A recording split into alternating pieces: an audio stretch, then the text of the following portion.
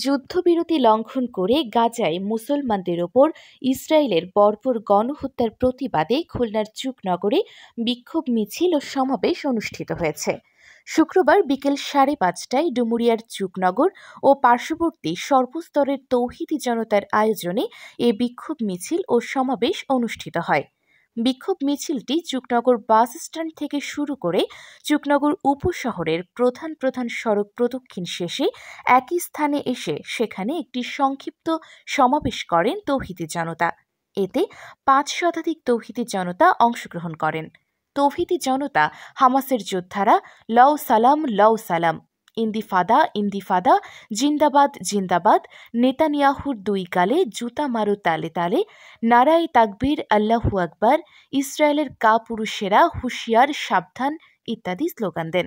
সংক্ষিপ্ত সমাবেশে শামিদুল হাসান লিমনের সভাপতিত্বে বক্তব্য রাখেন হাফেজ মুঈনুদ্দিন, মাওলানা মতিউর রহমান, মাওলানা আবু সাইদ আল মাহমুদ, মাওলানা ইউসুফ আজাদি, মাওলানা রুহুল আমিন, মাওলানা বাহারুল ইসলাম, মাওলানা ফারুক হোসাইন, সর্দার দৌলত হোসেন, সর্দার বিল্লাল হোসেন, তানভীর হাসান, তাজাম্মুল হোসেন, সাংবাদিক রুহুল আমিন সহ অন্যান্য উলামায়ে কেরামগণ।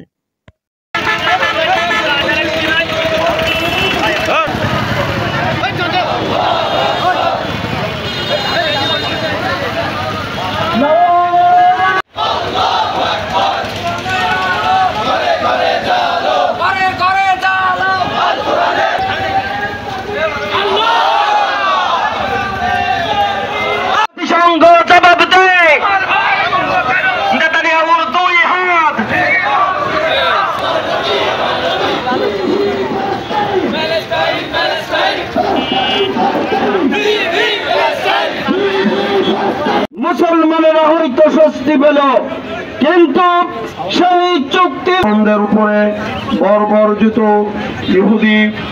পূর্ব সংক্ষিপ্ত সমাবেশের সম্মানিত সভাপতি আমার সামনে উপবিষ্ট। আমরা বাংলাদেশ থেকে শুধু